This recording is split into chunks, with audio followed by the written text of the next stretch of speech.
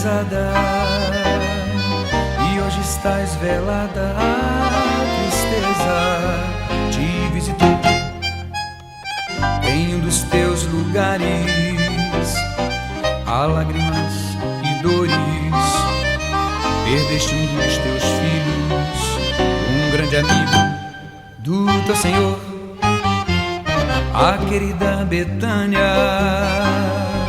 Lázaro já não conta das tantas maravilhas que podias ver e ouvir.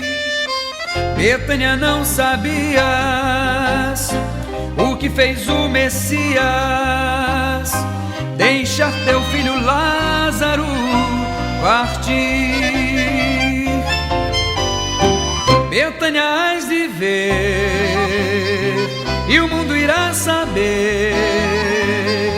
Ninguém que te olhar poderá entender. Fontes em ti não há, nem ouro nem altar. Ó pequena Betânia, ninguém mais te esquecerá. Teu filho adormeceu, mas Cristo te escolheu. Pequena de Israel, teu Senhor te honrará. Lázaro acordará, porque quem crê em Cristo, ainda que esteja morto, viverá.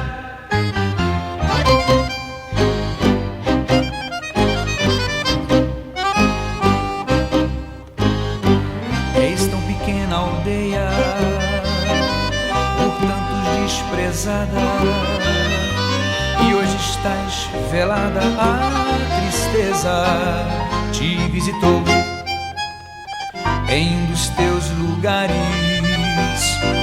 Há lágrimas e dores, perdeste um dos teus filhos, um grande amigo do teu Senhor.